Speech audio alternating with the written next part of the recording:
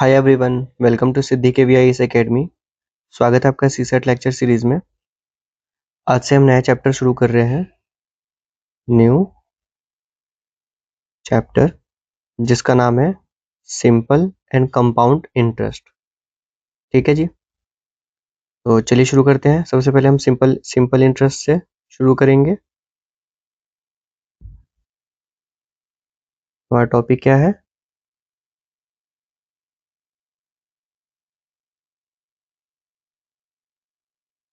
Simple interest. सबसे पहले आप ये समझिए कि इंटरेस्ट क्या होता है। ठीक है, इंटरेस्ट क्या होता है?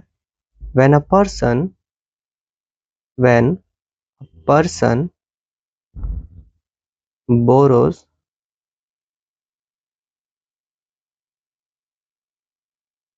borrows some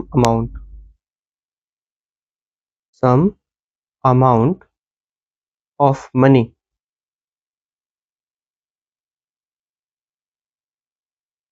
from another person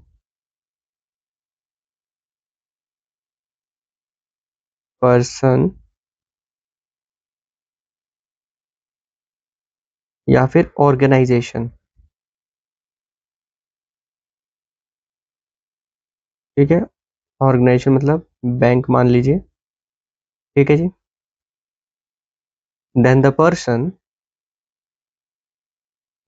person मतलब बोरोवर। ठीक है जी, किसकी बात हो रही है? बोरोवर की बात हो रही है। पर्सन मतलब borrower pays some extra money या अमाउंट, मनी या फिर अमाउंट ड्यूरिंग रीपेमेंट। ठीक है, इसको ही क्या बोलते हैं? Is called interest.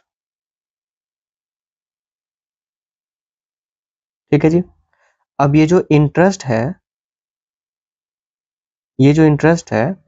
ये डिपेंड करता है, डिपेंड्स ऑन लेंडर्स। ठीक है, मतलब जो देनदार है, जो पैसे दे रहा है हमें, ठीक है, जिससे हम अमाउंट ले रहे हैं, मनी ले रहे हैं, ऑर्गेनाइजेशन हो या पर्सन हो, उसके ऊपर डिपेंड करता है कि वो जो इंटरेस्ट होगा, तो इंटरेस्ट का दर मतलब रेट कितना लेगा। ठीक है, जिसको हम रेट ऑफ इंटरेस्ट भी बोलते हैं। क्या कहते हैं? Rate of interest. ठीक है जी, अब जैसे कई बैंक है, वो क्या कहते हैं कि हम 7% पे लेंगे, @7% पर एनम। ठीक है, मतलब एक साल का 7%। ठीक है जी, तो ऐसे इंटरेस्ट लेते हैं। अब एक एग्जांपल देखिए, मान लीजिए V जो है वो पैसे लेता है, V टेक्स 150 रुपये। ठीक है, इससे from K and after using 150 रुपये V returns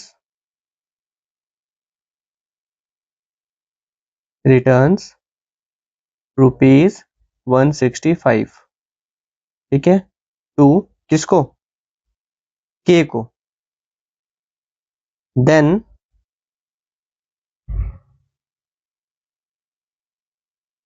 इंटरेस्ट अमाउंट कितना हो गया बताइए, कैसे निकलेगा?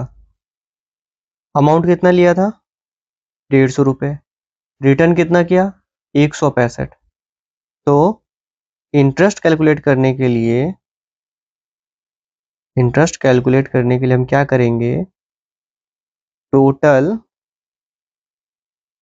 पेड या फिर टोटल नहीं, रिटर्न अमाउंट लिख लेते हैं ना, रिटर्न अमाउंट जो भी होगा उसमें से हम माइनस करेंगे बोरोड अमाउंट। ठीक है, मतलब हमने कितना उधार लिया, तो अब कितना हो गया ये 165। 165 में से माइनस करेंगे 150, कितना आया 15 रुपए, हमारा इंटरेस्ट बन गया। ठीक है जी, समझ आया इंटरेस्ट का कॉन्सेप्ट। चलिए आगे बढ़ते हैं। इंटरेस्ट में ही कुछ टर्म्स हैं, जैसे प्रिंसिपल, जिसको कैपिटल P से हम डिनोट करेंगे। ठीक है, अब प्रिंसिपल क्या है, इट इज द अमाउंट या फिर इट इज द मनी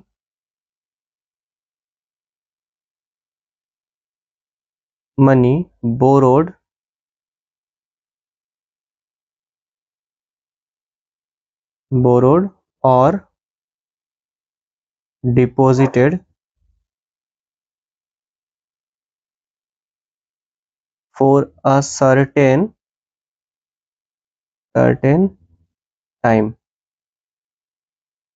ठीक है, मतलब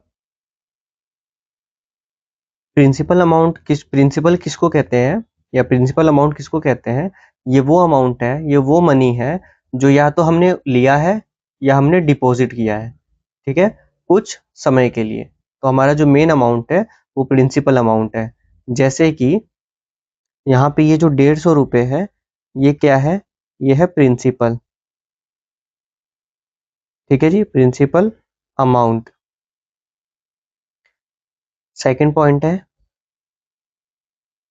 अमाउंट, जिसको ए से हम डिनोट करेंगे। तो अमाउंट क्या है, the sum of principal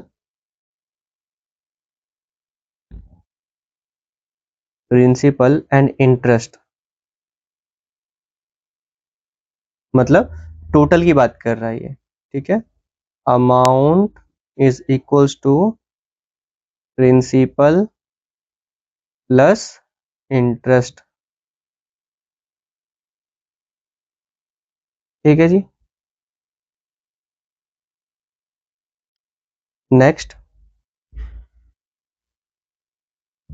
rate of interest, जिसको डिनोट करेंगे हम आर से। ठीक है, इसको शॉर्ट फॉर्म में ROI भी कहते हैं, ROI। ठीक है, it is the interest, is the rate at which interest is charged। ठीक है, on principal money per annum. ठीक है जी, इसके बाद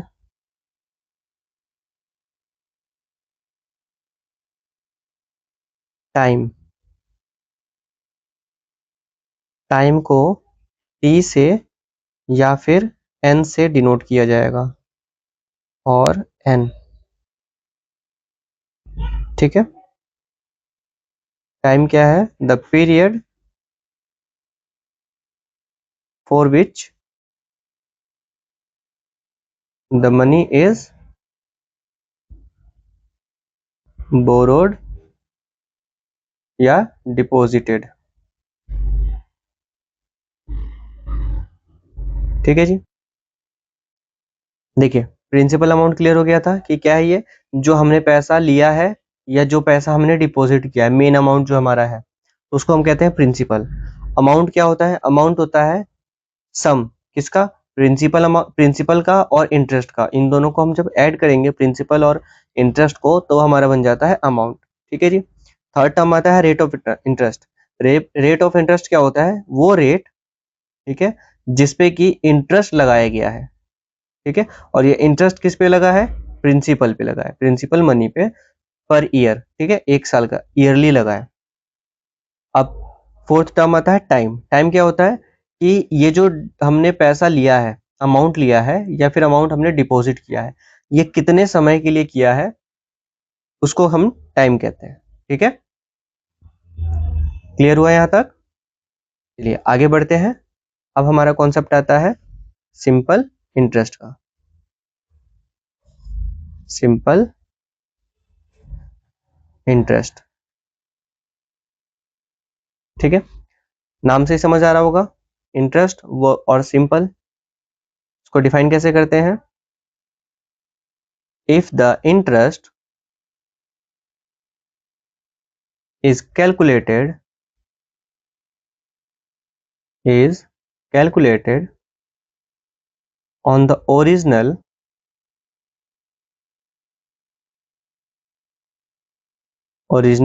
principal for any length of time, then it is called simple interest। Simple interest, ठीक है, मतलब ये कि इंटरेस्ट को कैलकुलेट किया जा रहा है। ठीक है जी, किस पे, ओरिजिनल प्रिंसिपल पे, किसी भी समय ओरिजिनल इंटरेस्ट पे जब हम इंटरेस्ट को, सॉरी ओरिजिनल प्रिंसिपल पे जब हम इंटरेस्ट को कैलकुलेट करते हैं उसको कहते हैं सिंपल इंटरेस्ट। ठीक है जी। अब देखिए सिंपल इंटरेस्ट को कैलकुलेट करने का फॉर्मूला, हम यहाँ पे सिंपल इंटरेस्ट को ना एस आई से डिनोट करेंगे, एस आई। ठीक है जी, सिंपल इंटरेस्ट। तो सिंपल इंटरेस्ट को कैलकुलेट करने का फॉर्मूला क्या है, प्रिंसिपल, जिसको पी से डिनोट करते हैं, इनटू रेट, ठीक है जी, जिसको आर से डिनोट किया जाएगा, इनटू टाइम, मतलब टी, डिवाइडेड बाय 100। ठीक है जी,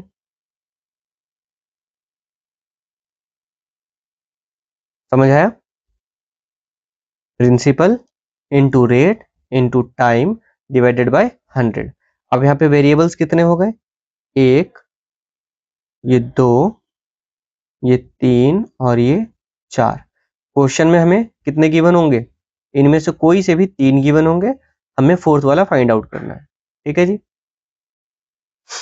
अब इनको क्या हम थोड़ा से और सिंपल वे में लिख सकते हैं, इसी फॉर्मूले को, S I is equals to P into R into T upon 100। ठीक है जी। अब कुछ और नए फॉर्मूले हम जनरेट करेंगे इसी के द्वारा। ठीक है,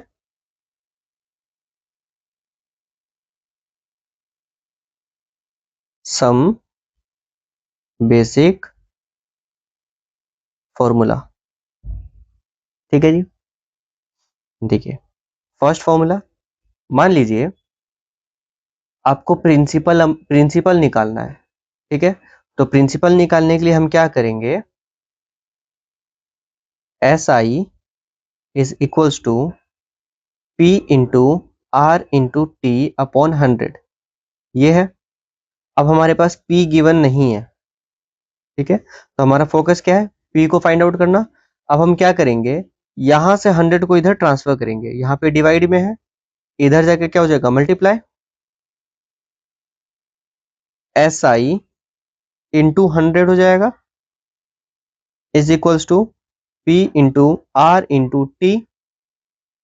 अब यहाँ पे ये दोनों R और T मल्टीप्लाई में है, यहां जाके क्या हो जाएंगे, डिवाइड। ठीक है जी। तो अब क्या बनेगा ये formula, SI into 100 upon R into T is equals to P। ठीक है जी। तो क्या हमारे पास एक फॉर्मूला मिल गया, P is equals to SI into 100 upon R into T. ठीक है जी। ये हमारा दूसरा फॉर्मूला हो गया, इसको हम कहेंगे फर्स्ट, और ये सेकंड फॉर्मूला। ठीक है जी, क्लियर यहां तक। क्या इसी फॉर्मूले को हम ऐसे भी लिख सकते हैं, P is equals to A into 100 upon R into, नहीं ऐसे नहीं लिखेंगे, सॉरी। अब देखिए इसके बाद क्या करेंगे, अब सेकंड फॉर्मूला हमें रेट निकालना है यहां से। ठीक है जी। तो अब हमारा फोकस क्या रहेगा, S I is equals to P into R into T upon 100। तो अब रेट के रिस्पेक्ट में हम करेंगे। ठीक है जी। तो ये हो जाएगा, यहां से इसको ट्रांसफर करेंगे, यहां से इसको इधर ट्रांसफर करेंगे, और R और T मल्टीप्लाई में है, इधर जब आएगा तो डिवाइड में हो जाएगा। ठीक है जी। तो फॉर्मूला क्या बन जाएगा, R is equals to SI into 100 upon P into T. ये फॉर्मूला बन जाएगा। तो ये हो गया हमारे पास थर्ड फॉर्मूला। समझ आया यहाँ तक, SI into 100 upon P into T. अब अगर हम T के रिस्पेक्ट में करें तो SI is equals to P into R into T upon 100। अब हमारा फोकस है T पे। ठीक है, तो T को छोड़ के बाकी सबको इधर हम ट्रांसफर कर देंगे। तो ये दोनों फिर से मल्टीप्लाई में है, इधर आके डिवाइड हो जाएंगे। ये डिवाइड में है, इधर आके मल्टीप्लाई में हो जाएगा। ठीक है जी। तो क्या बना, T is equals to SI into 100 upon P into R। समझ आया। तो ये हमारे लिए फोर्थ फॉर्मूला बन गया। यहां तक किसी को कोई समस्या, कितने फॉर्मूले हुए, 1 2 3 और ये 4। अभी दो और निकालना बताते हैं, ठीक है ना। देखिए स्टार्टिंग में हमने क्या पढ़ा था यहाँ पे, amount equals to principal plus interest. ठीक है, तो इंटरेस्ट जो है यहाँ पे हम इसको ऐसा ही मान लेते हैं। ठीक है, देखिए हमारे पास फॉर्मूला है अमाउंट मतलब A is equals to principal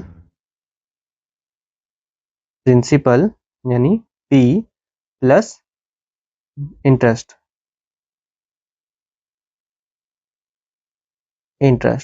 तो अभी के लिए मान के चलते हैं SI वाला। ठीक है, अब इसको हम शॉर्ट में जरा लिखें, A equals to P plus SI। ठीक है जी, किसी को कोई समस्या। ठीक है, अब हमें पता है SI का फॉर्मूला क्या होता है, SI कैलकुलेट करने के लिए यहाँ पे हमें पढ़ा है अभी। ठीक है, तो अब क्या हम इसको ऐसे लिख सकते हैं, A is equals to P plus P into R into T upon 100। यही है PRT 100। ठीक है जी। क्या मैं सही हूं? बिल्कुल। अब अगर बोला जाए यहां से आपको पी कैलकुलेट करना है, ठीक है जी, तो ये तो एक फॉर्मूला हो गया अमाउंट निकालने का, अमाउंट कैलकुलेट करने के लिए। अब यहां से अगर हमें पी कैलकुलेट करने को बोला जाए तो वो कैसे कैलकुलेट होगा? देखिए, अब हमें हमें पता है पी नहीं है हमारे पास, तो अब हम इसके रिस्पेक्ट में कैसे करेंगे? देखिए, वैसे ये जो फॉर्मूला है, ये फॉर्मूला नंबर हमारा हो गया 5, यहाँ पे 4 था, तो अब ये 5 हो गया, ये और ये, क्योंकि ये अगर गिवन है हमारे पास तो हम इस फॉर्मूले से कैलकुलेट करेंगे, अगर एस आई गिवन नहीं है तो एस आई के प्लेस पे हम ये वाला लगाएंगे। तो चलिए इसको एक और बना लेते हैं 6, और इसको मान लेते हैं हम 5, ठीक है जी।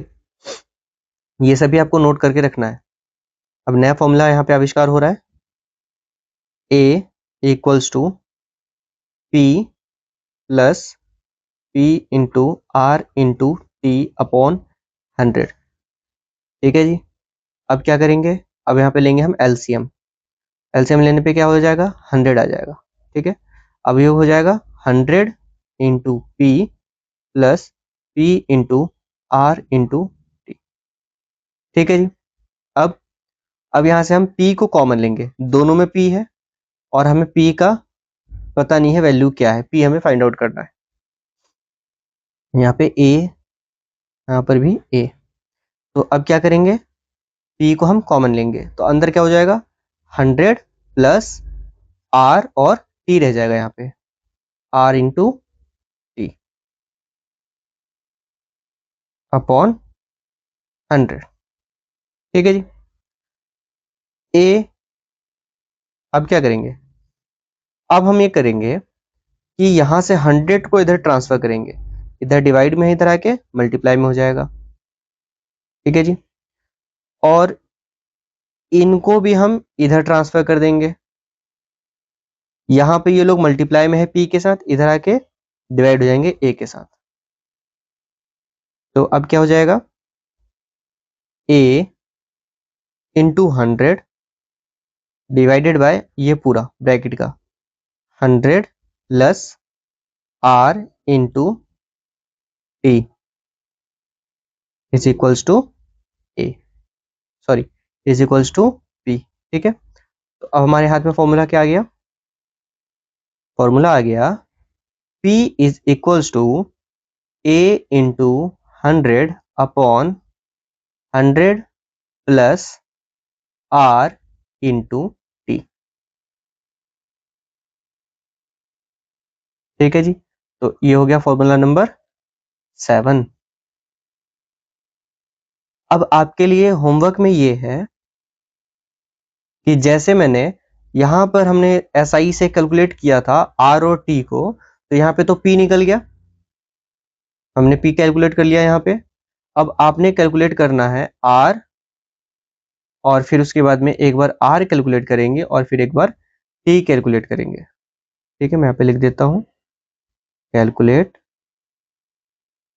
फॉर R एंड T, ठीक है जी, समझ गए। एक बार R के रिस्पेक्ट में करेंगे, एक बार T के लिए करेंगे।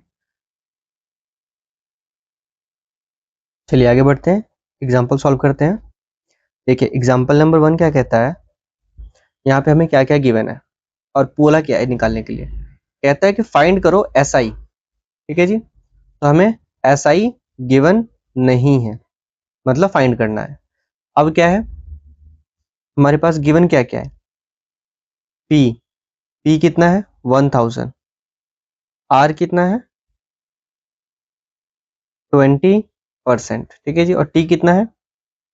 T है 4 years।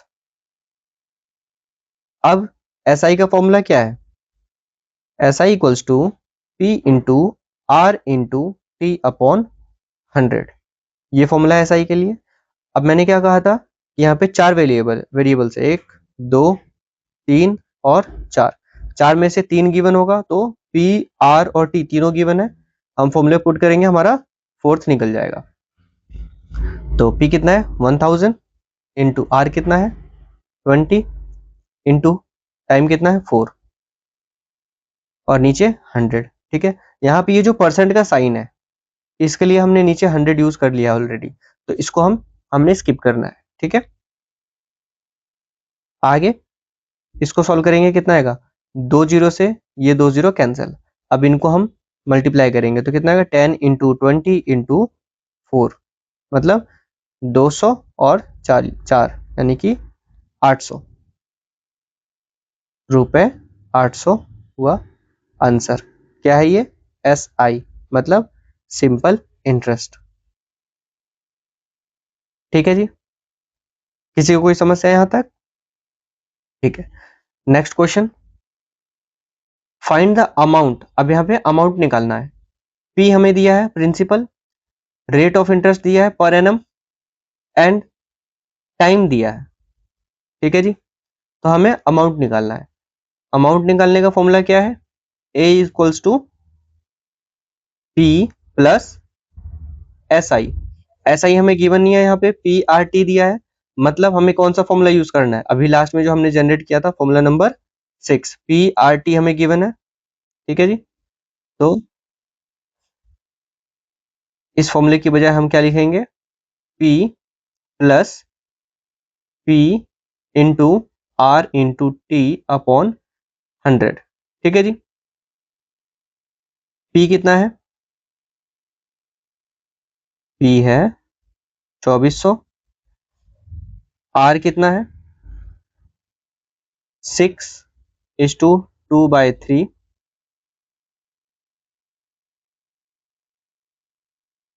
6:2/3, इसको थोड़ा सा अलग करते हैं, स्पेस कम पड़ रहा है यहाँ पे, 2/3, तो इसको हम टोटल करेंगे, कितना हो गया, 18 और 2 20/3, और टाइम कितना है 3:1/2, तो टाइम 3:1/2, तो ये कितना हो जाएगा, 2 3 6 और 1 7, 7/3, सॉरी 2, ठीक है जी। अब हम फॉर्मूले पे रखेंगे, तो A इक्वल्स टू P कितना 2400 plus 2400 into 20/3 into 7/2 divided by 100, ठीक है जी। आगे क्या होगा, 2400 एज इट इज, ठीक है, 3 से इसको अलग कलर से कर लेते हैं, 3 एकम 3,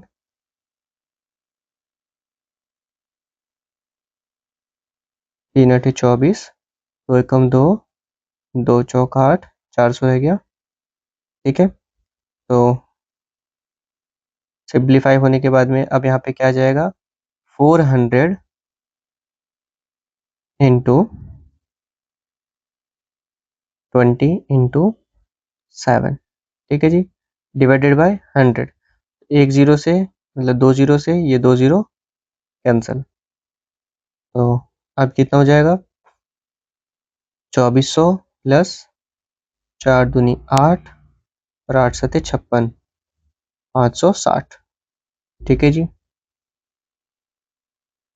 तो 2400 और प्लस ये कितना हो गया, 2960 आंसर हमारा, ये हो गया आंसर अमाउंट, ठीक है जी।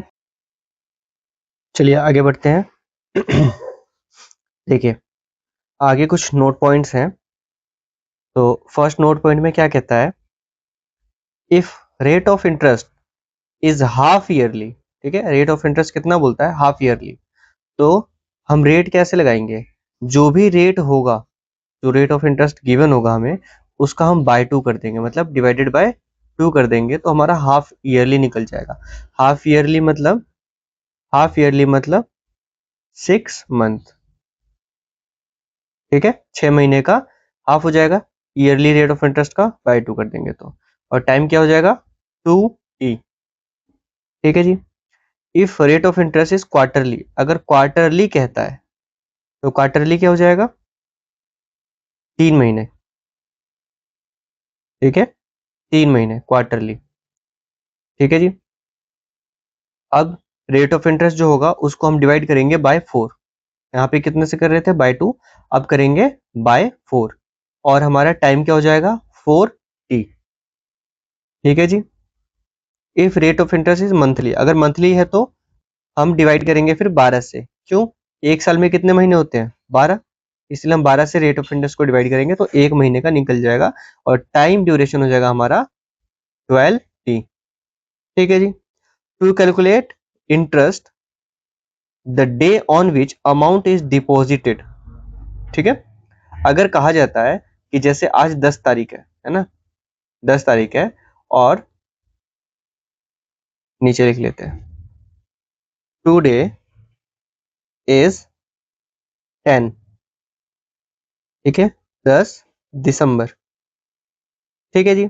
अब 10 दिसंबर को बोला जा रहा है कि अमाउंट डिपॉजिट हुआ है, कुछ अमाउंट नहीं, मनी,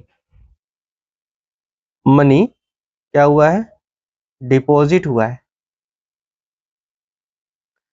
तो फिर आगे क्या कहता है, इज नॉट काउंटेड। ठीक है, अब 10 तारीख को अगर हम मनी डिपॉजिट कर रहे हैं, डिपॉजिटेड, तो हम उसको काउंट नहीं करेंगे। ठीक है जी। But the day on which amount withdraw, अगर हम बैंक में मनी डिपॉजिट टू बैंक, ठीक है, बैंक में या किसी ऑर्गेनाइजेशन में अगर हम पैसे दे रहे हैं तो उस दिन हम इंटरेस्ट के लिए काउंट नहीं करेंगे उस दिन को। और अगर हम अमाउंट ले रहे हैं, विड्रॉ कर रहे हैं मनी को, ठीक है, तब क्या करेंगे, इसको हम काउंट करेंगे। मतलब इस दिन को 10 तारीख को काउंट किया जाएगा, अगर हम विड्रॉ कर रहे हैं, पैसे ले रहे हैं तब, और अगर हम पैसे दे रहे हैं, डिपॉजिट कर रहे हैं, तब हम इसको काउंट नहीं करेंगे। ठीक है, काउंट नहीं करेंगे, और इस दिन काउंट किया जाएगा। बात समझ आई? ठीक है, आगे बढ़ते हैं और एग्जांपल सॉल्व करते हैं इससे रिलेटेड।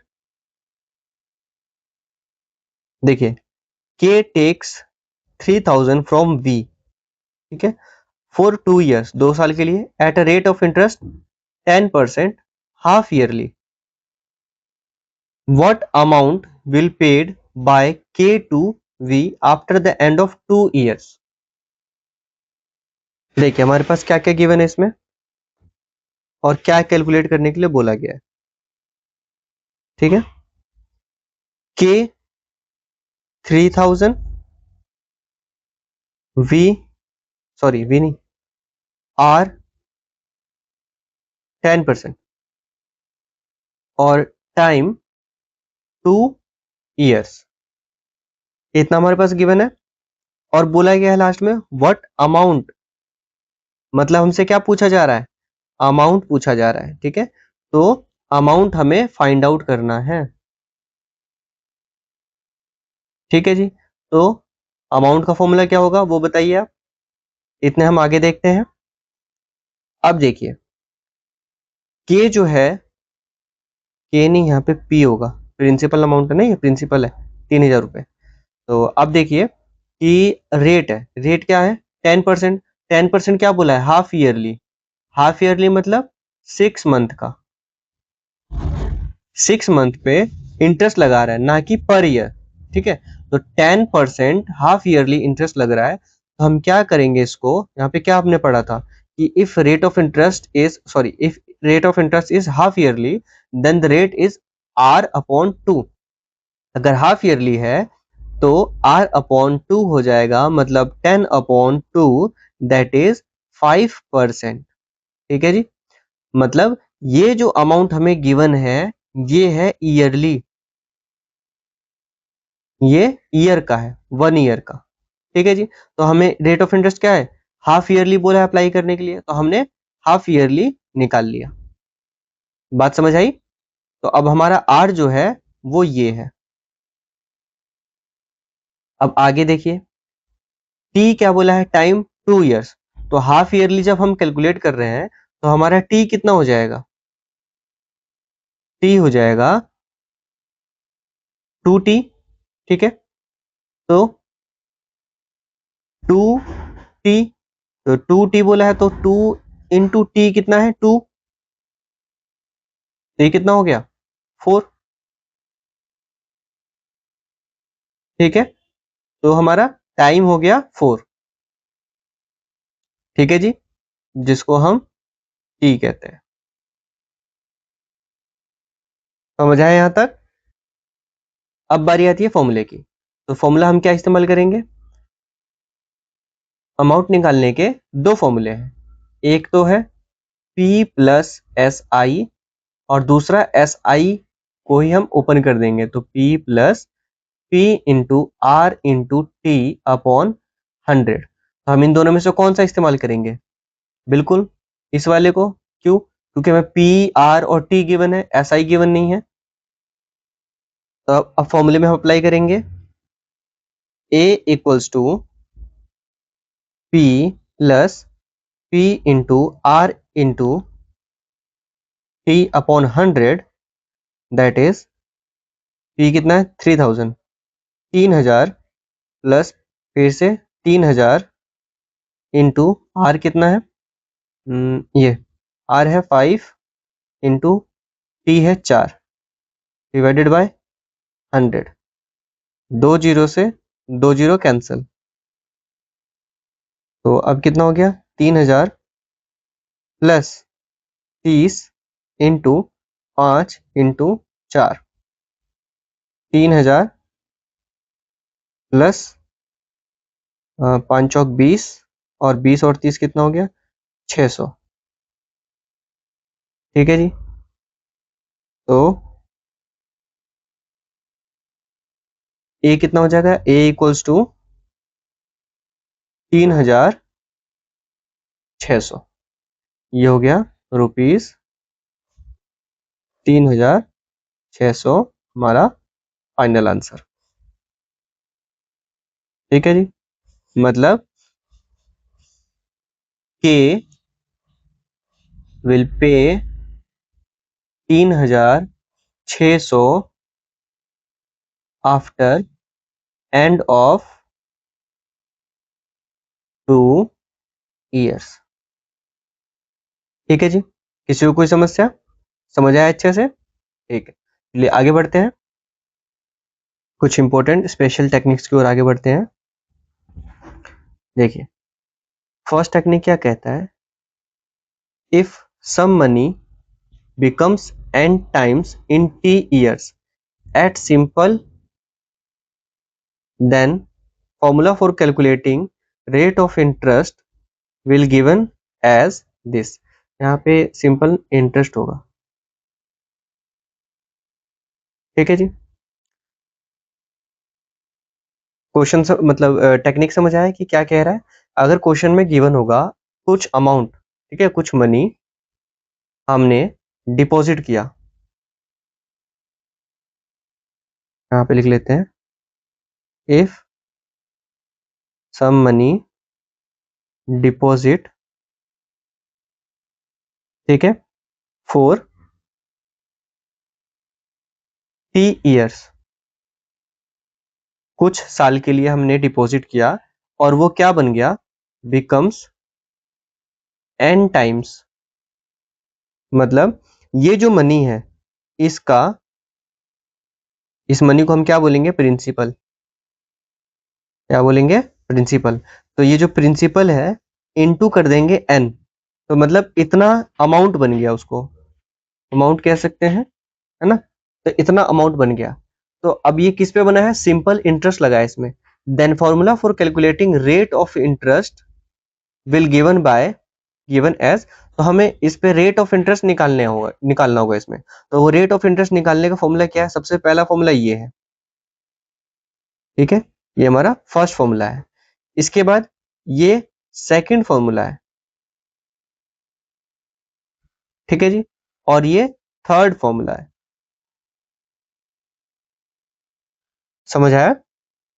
है ये तीनों एक ही, बस हमने इधर से उधर ट्रांसफर किया है। जैसे देखिए R T equals to N minus one into 100 है, ये वाला फॉर्मूला है।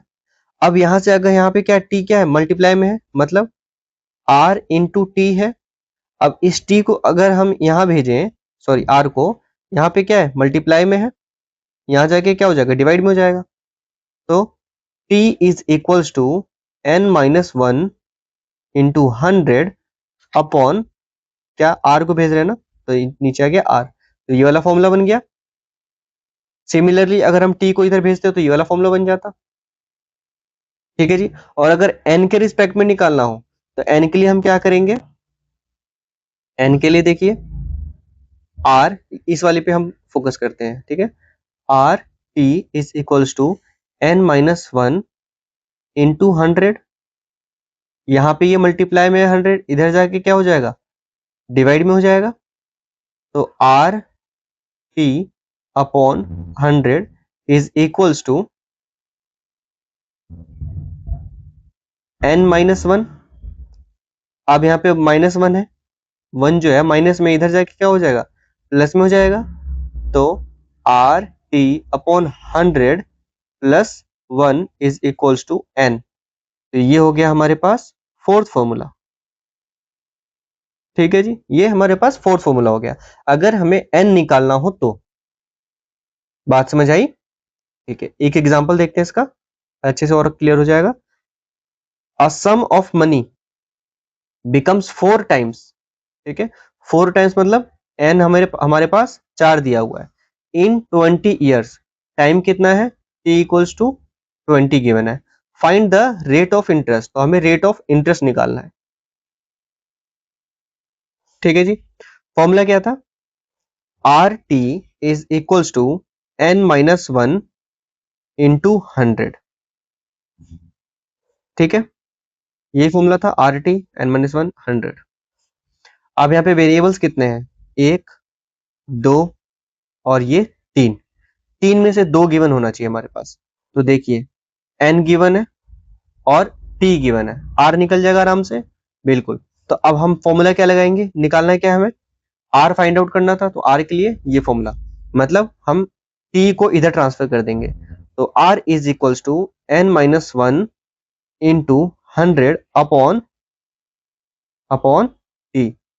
तो क्या हो गया, 4 माइनस 1 इंटू 100 अपॉन टी कितना है 20।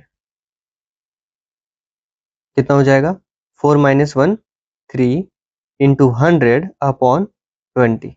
0 से 0 कैंसल, 2 एकम 2, 2 पंचे 10, मतलब 5 से 15। ठीक है, तो रेट कितना निकल गया, रेट आर इक्वल टू 15%। ठीक है जी, ये हो गया हमारा आंसर। चलिए आगे बढ़ते हैं। अच्छा, उससे पहले इसको हम एसआई वाले फॉर्मूले से भी कैलकुलेट कर सकते हैं, P into R into T upon 100। ठीक है जी, वो कैसे, एसआई जो है, एसआई हमारे पास गिवन है नहीं है। ठीक है, तो एसआई के लिए क्या करेंगे, जो अमाउंट है मतलब मनी, ठीक है जी, तो इसको हम लेट कर लेते हैं P। अब ये P जो है वो 4 गुना हो जाता है ना। तो amount is equals to, amount कितना आ जाएगा फिर 4 इंटू पी। ठीक है, तो एसआई क्या निकलेगा, यहां से एसआई निकलेगा, या फिर अमाउंट का फॉर्मूला क्या होता है, P प्लस एसआई। तो 4P माइनस का P is equals to SI हो जाएगा। ठीक है जी, तो अब क्या हम कैलकुलेट कर सकते हैं, यहां से हमें आर निकालना है और टी गिवन है, एसआई पता लग गया है। आप इससे कैलकुलेट करके आंसर मैच कीजिएगा। ठीक है, मैंने यहां तक बता दिया, आगे आपको करना है प्रोसीड। ठीक है, चलिए आगे बढ़ते हैं।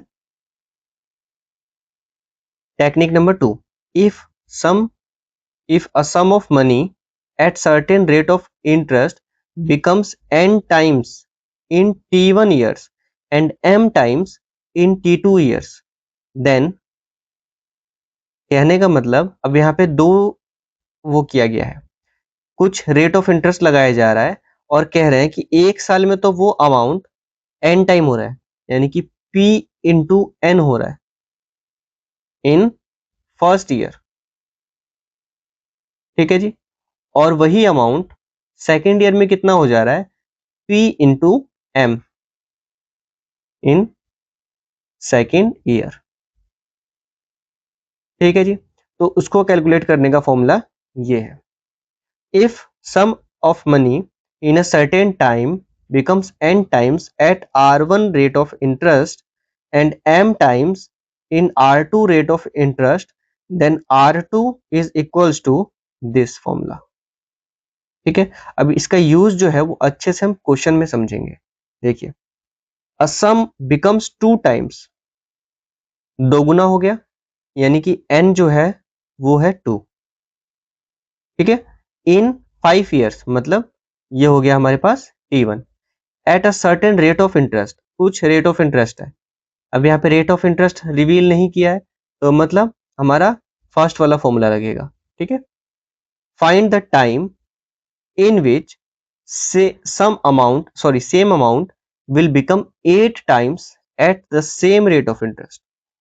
तो हमें क्या फाइंड आउट करना है, T2 फाइंड आउट करना है, और M दिया हुआ है हमारे पास। ठीक है जी। तो फॉर्मूला क्या है इसके लिए, T2 इज इक्वल्स टू, ये ना, हाँ, m minus one n minus one into T1। ठीक है जी। अब देखिए, यहाँ पे वेरिएबल्स कितने हैं, 1 2 3 और ये 4। अब इन 4 में से हर बार की तरह हमारे पास कोई भी 3 गिवन होगा, एक नहीं होगा। अब देखते हैं कौन सा नहीं है, T2 नहीं है हमारे पास। ठीक है। तो बाकी सब गिवन होने चाहिए। n कितना है, n है 2, m कितना है, m है 8, T1 कितना है 5 years। ठीक है जी। तो आप इन तीनों को हम इसमें पुट करेंगे और हमारा आंसर निकल जाएगा।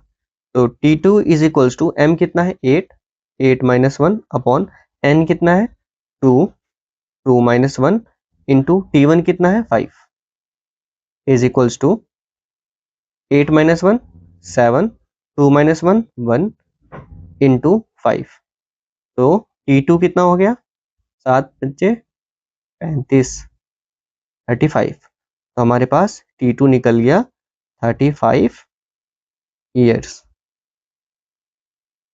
आंसर। आगे बढ़ते हैं।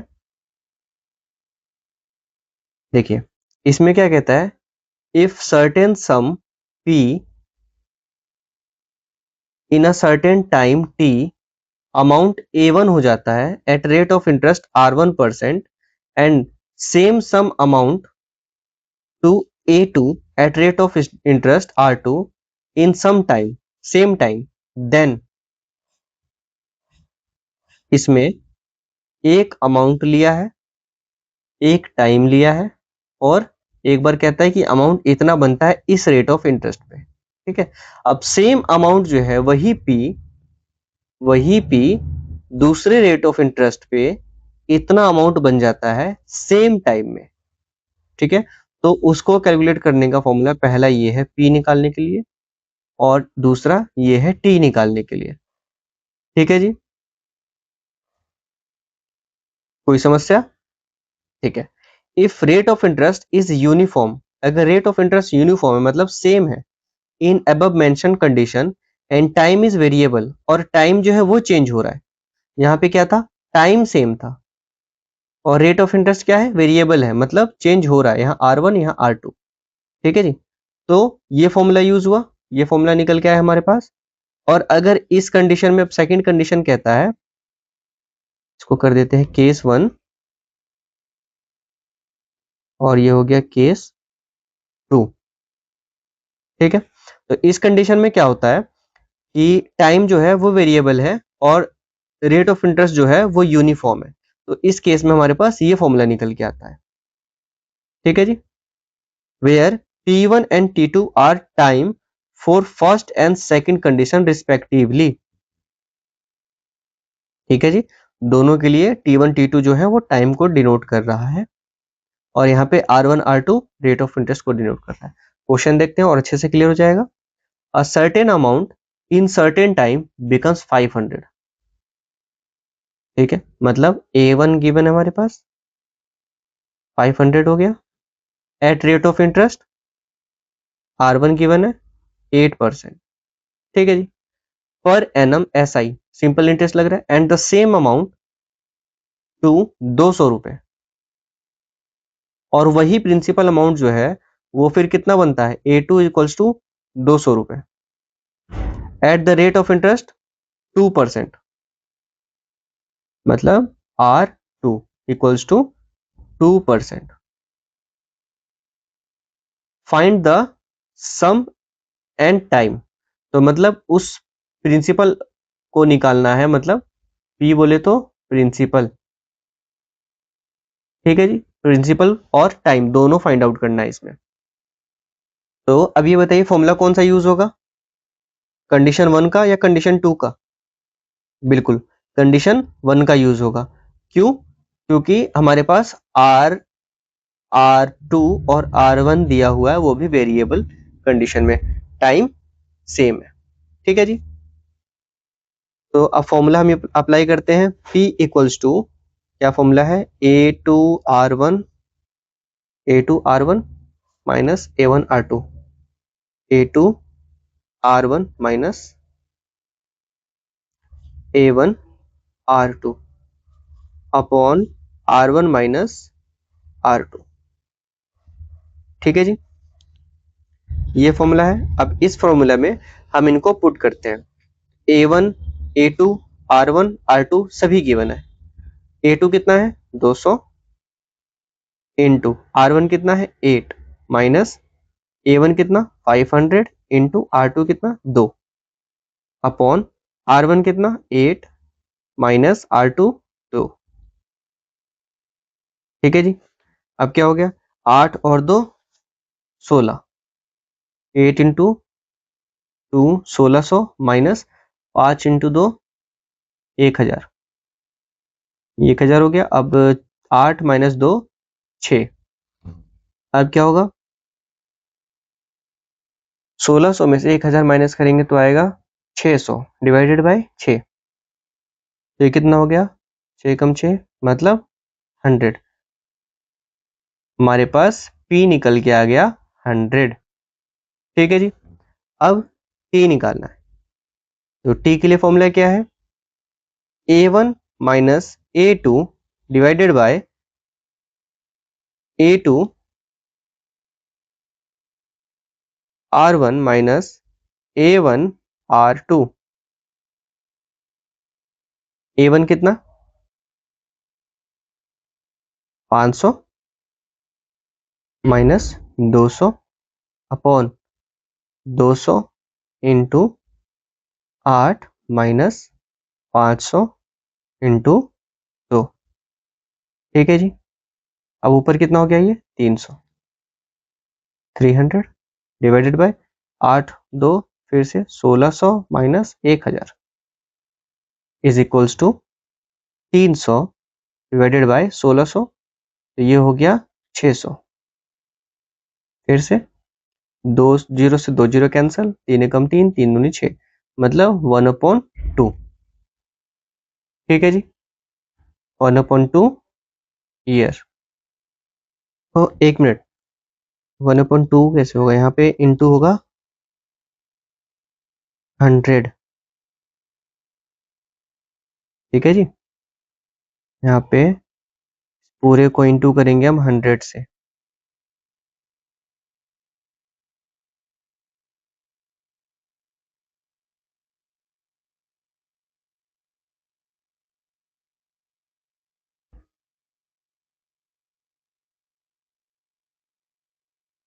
Into 100 is equals to 300 upon 600 into 100। 300 एकम 300, 300 दूनी 600, तो एकम 2 तो 50। ठीक है जी, मतलब T जो है वो निकल गया 50 ईयर्स। ठीक है जी, तो ये हो गया हमारा आंसर। फाइनल आंसर क्या हुआ, P equals to 100 and T equals to 100 rupees ना, और ये हो गया 50 ईयर्स। ठीक है जी, किसी को कोई समस्या? चलिए आगे बढ़ते हैं। नेक्स्ट टेक्निक हमारा fourth technique, if SI for a certain some P1 for time T1 and rate of interest R1 is I1, मतलब इंटरेस्ट। ठीक है जी, I1 इंटरेस्ट, I1 जो है वो है इंटरेस्ट। इसके बाद SI for another sum P2 for time T2 and rate of interest R2 is I2, then difference of SI, तो इन दोनों क्या कहते हैं, SI जो लगा है, इंटरेस्ट जो आया है, उसमें डिफरेंस क्या होगा, तो I2 माइनस I1। ठीक है, और अगर हम इस फॉर्मूले को, मतलब इसका सिंपल इंटरेस्ट का अलग और इस सिंपल इंटरेस्ट का अलग अगर फॉर्मूला निकालें, तो उनका जो डिफरेंस है उसको फिर ऐसे कैलकुलेट किया जाएगा। ठीक है, ये और कुछ नहीं है, इनको मैं यहाँ पे थोड़ा सा दिखा देता हूँ। I1 I2 है, तो I2 को हम कैसे लिखेंगे, P2 into R2 into T2 upon 100 minus I1 को कैसे लिखेंगे, P1, यहीं पे कर लेते हैं ना, I1 को P1 into R1 into T1 upon 100। अब क्या बोला है, I2 माइनस I1 करने को, तो हमने इन दोनों को ही वो कर देना है, P2 into R2 into T2 upon 100 minus P1 into R1 into T1 upon 100, that is P, क्या बन गया, P2 into R2 into T2 minus P1 into R1 into T1 upon 100। 100 calcium लेंगे तो 100 आएगा। ठीक है, दोनों तरफ 100 है तो बिल्कुल एज इट इज आ जाएगा। फ्रैक्शन में हमने पढ़ा था नहीं वाला। ठीक है, तो अब देखिए यही वाला जो है वो फॉर्मूला है, ये वाला। ठीक है, यही तो है, कोई डिफरेंस है, बस इसको ही ओपन करके यहाँ पे ऐसे लिखा हुआ है। ठीक है जी, in the above mentioned condition if all the parameters are constant but time is variable, then अगर इसमें P1 P2, ठीक है, सॉरी, P और R मतलब प्रिंसिपल और रेट ऑफ इंटरेस्ट दोनों कांस्टेंट है और सिर्फ टाइम चेंज हो रहा है अकॉर्डिंग टू क्वेश्चन के अंदर सिर्फ टाइम चेंज हो रहा है, बाकी सब कुछ सेम है। इंटरेस्ट नहीं कह सकते, प्रिंसिपल और रेट दोनों कांस्टेंट है, तो उस केस में हम फॉर्मूला का इस्तेमाल करेंगे ये वाला शॉर्ट फॉर्मूला। ठीक है, क्यों, क्योंकि P और R यहां से कॉमन आ जाएंगे। ठीक है जी, when only rate of interest is variable, अगर सिर्फ रेट ऑफ इंटरेस्ट वेरिएबल है तब तब क्या होगा, मतलब यहाँ पे तो टाइम वेरिएबल था, यहाँ पे क्या था, टाइम वेरिएबल था। ठीक है जी, और इस कंडीशन में क्या है, इस कंडीशन में रेट वेरिएबल है, इस कंडीशन में रेट वेरिएबल। ठीक है जी, मतलब ये कि यहाँ पे इसी वाले फॉर्मूले से ये हमारा सेकंड फॉर्मूला हो गया और ये हमारा फर्स्ट फॉर्मूला हो गया, फर्स्ट, ये सेकंड, ये वाला हो गया थर्ड, और ये हो गया हमारे लिए फोर्थ। अब क्या कहता है, अब इस केस में कह रहा है कि यहाँ पे P वेरिएबल है, प्रिंसिपल को वेरिएबल बना दिया यहाँ पे, तो ये हमारा फिफ्थ केस हो गया। ठीक है जी, फर्स्ट, सेकंड, थर्ड, फोर्थ और ये फिफ्थ। समझ आया? कोई हार्ड मतलब वैसे डिफिकल्ट बात नहीं है, साफ और सिंपल सी बात है कि हमने यहाँ पे ये वाला जो सीखा है ना, बस इसको ही वो चेंज करता जा रहा है अकॉर्डिंग टू क्वेश्चन, कि जो जो वेरिएबल है मतलब ये चेंज हो रहे हैं तो माइनस करेंगे तो सिर्फ इन दोनों में से माइनस करेंगे ना, बाकी तो वही सेम ही रहेगा। बस इतनी सी बात है, क्वेश्चन के अकॉर्डिंग समझ आ जाएगा आपको। ठीक है, फोर्थ में क्या कहता है, when only one parameter remains constant and the remaining are variable. अब सिर्फ एक ही यहाँ पे कांस्टेंट होगा, बाकी सारे वेरिएबल हैं। तो यहाँ पे जैसे कि फर्स्ट केस में क्या बोला है, p कांस्टेंट है और बाकी r और t दोनों वेरिएबल है, चेंज हो रहे हैं, ठीक है, दोनों केस में। यहाँ पे r कांस्टेंट है, यहाँ पे t कांस्टेंट है। तो यहाँ पे कितना फॉर्मूला होता, 5 हुआ था, तो अब ये हो गया, यहाँ पे ये हो गया 6 और ये हो गया 7 और ये वाला हो गया 8। तो इस वाले टेक्निक से एक फॉर्मूला निकला, फर्स्ट फॉर्मूला ये वाला, ये फॉर्मूला हमारे पास फर्स्ट निकला, और इसी फॉर्मूले से हमारे पास बाकी सारे फॉर्मूले आ गए। ठीक है जी। अब देखिए यहाँ पे क्वेश्चन दिया है, the simple interest on a certain सम, ठीक है, कुछ p है हमारे पास एट 5% पर एनम, ये हमारे पास r है, फॉर 4 years, ये है t, and 3 years differ by 42, find the sum. अब क्या कह रहा है कि हमें सम निकालना। सम मतलब ये p की बात कर रहा है कि p हमें फाइंड आउट करना है। यहाँ पे क्वेश्चन में p फाइंड आउट करने के लिए कह रहा है। ठीक है जी। अब देखिए r1 कितना है, r1 है 5%, r2 कितना है, r2 है, नहीं r2 नहीं दिया है, तो r2 को हम सेम देखेंगे, सेम मानेंगे। और t1 जो है वो कितना है, 4 years, 4 years, और t2 कितना है, 3 years। ठीक है जी। और कुछ गिवन है हमारे पास, बिल्कुल, एक ये गिवन है 42। अब इस 42 को क्या करना है, क्या बोला है, डिफर है, मतलब I1 minus I2 is equals to 42। ठीक है जी। तो इतना हमारे पास दिया हुआ है। अब हम क्या करेंगे, P निकालने के लिए इसमें R1 नहीं R और P, ये दोनों क्या है, कांस्टेंट है। ठीक है जी। तो हम कांस्टेंट वाला फॉर्मूला उठाएंगे, यहां से T वेरिएबल है, तो फॉर्मूला नंबर 3 का हम इस्तेमाल करेंगे। I1 minus I2 is equals to P R T2 minus T1 upon 100। ठीक है जी। इज इक्वल्स टू,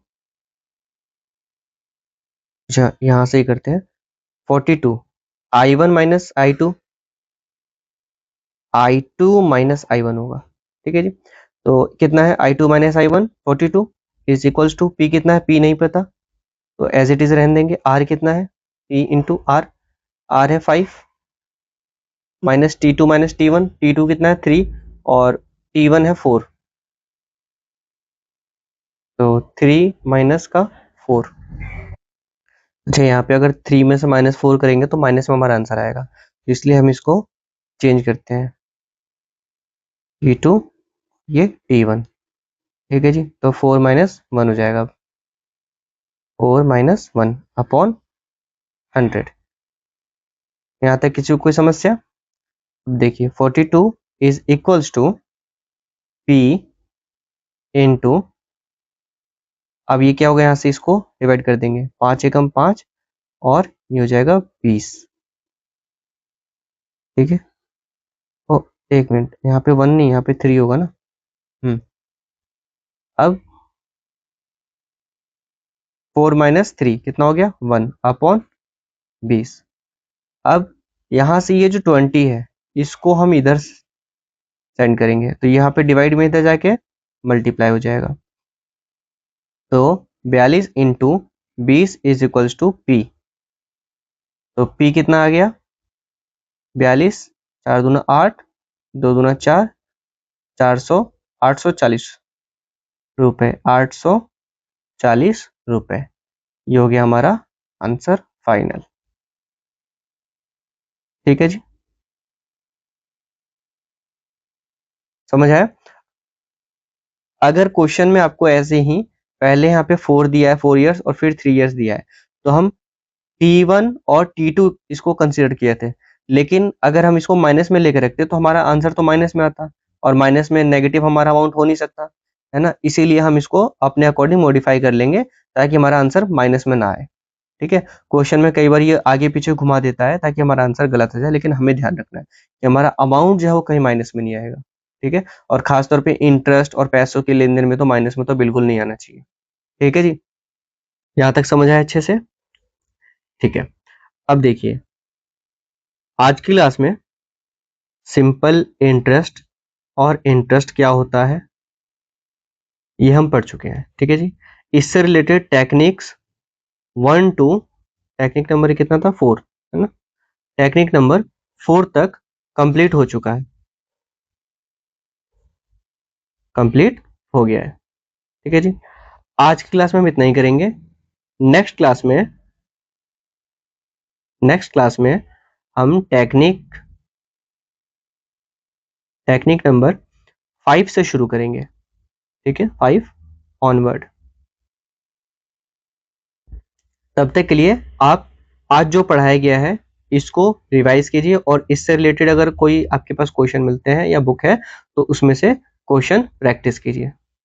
ठीक है जी? जो सॉल्व हो जाते हैं ठीक है, नहीं होंगे तो हम आगे जब सॉल्व करेंगे टेक्निक 5 से आगे तो और बाकी क्वेश्चन उससे रिलेटेड होंगे तो वो उससे सॉल्व हो जाएंगे। अगर फिर भी आपको कोई डाउट आता है इससे रिलेटेड तो आप हमसे हमारे टेलीग्राम ग्रुप को ज्वाइन कीजिए और यहाँ पे हमसे अपने डाउट्स पूछ लीजिए। ठीक है जी? तो चलिए मिलते हैं आपसे अगली क्लास में।